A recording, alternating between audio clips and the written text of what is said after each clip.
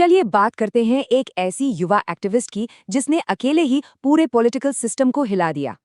ये एक जानलेवा पॉलिटिकल हमले का नतीजा था। पर ऐसा हुआ क्यों? इसके लिए हमें थोड़ा पीछे जाना होगा।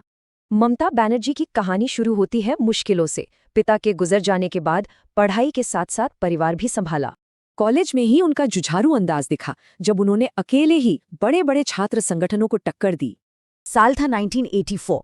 कांग्रेस को एक ऐसी सीट के लिए कैंडिडेट चाहिए था जहां जीतना नामुमकिन था। तब सामने आई 29 साल की ममता। देखिए, ये मुकाबला बिल्कुल एक तरफा था। एक तरफ नई नवेली ममता और दूसरी तरफ एक कद्दावर कम्युनिस्ट नेता। तो उन्होंने वोटर्स से सीधे जुड़ने के लिए कमाल की कम खर्चे वाली तरकीबें निकाली और पूरी कहानी ही बदल दी। और उनकी ये तरकीब काम कर गई। वो करीब 20,000 वोटों से जीती, जिससे पूरा पॉलिटिकल सिस्टम हिल गया। लेकिन उनका ये तेवर सिर्फ विरोधियों के लिए नहीं था। बहुत जल्द उन्होंने अपनी ही पार्टी को चुनौती देना शुरू कर दिया। धीरे धीरे पार्टी से उनका मोह भंग होता गया और आखिर ने उन्हें पार्टी से निकाल ही दिया गया।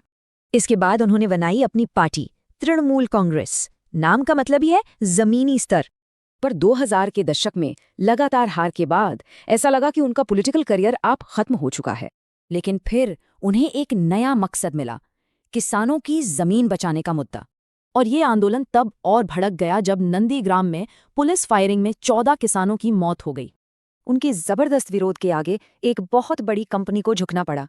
ये एक बहुत बड़ी सांकेतिक जीत थी। इस आंदोलन ने उन्हें ऐसी ताकत दी कि 2011 के बंगाल चुनाव में वो एक बड़ी शक्ति बनकर उभरी। और नतीजा ऐतिहासिक था।